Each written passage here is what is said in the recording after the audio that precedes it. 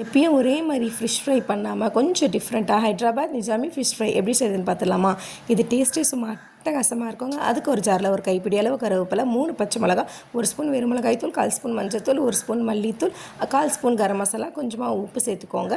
1/2 lemon juice, 1 spoon இஞ்சி பூண்டு paste போட்டு கொஞ்சமாக தண்ணி சேர்த்து அரைச்சி எடுத்துக்கோங்க. இப்போ அரைச்சி எடுத்த மசாலா ஒரு பவுலில் மாற்றிட்டு கிறிஸ்பியாக இருக்க 1 ஸ்பூன் மைதா, கார்ன்ஃப்ளவர், அரிசி மாவு சேர்த்து நல்லா கலந்து வச்சுக்கோங்க. இப்போ கலந்து வச்சுருக்க மசாலாவில் நம்ம வச்சுருக்க மீனை ஆட் பண்ணி ஒரு 1 ஹவர் மேக்னேட் பண்ணி வச்சுக்கோங்க. இப்போ ஒரு பேனில் நல்லா தாராளமாக ஆயில் ஆட் பண்ணிவிட்டு ஆயில் நல்லா சூடானதுக்கு அப்புறமா நம்ம மேக்னேட் பண்ண ஃபிஷ்ஷை எடுத்து நல்லா எல்லா பக்கமும் நல்லா வெந்துரு அளவுக்கு நல்லா பொரிச்சு எடுத்துக்கோங்க. பொரிச்சு எடுத்துகிட்டு சேவ் பண்ணும்போது 1/2 லெமன் ஜூஸ் போட்டு சுட சுட சேவ் பண்ணி கொடுத்தீங்கன்னா சும்மா சூப்பரான Hyderabad Nizam fish fry ready.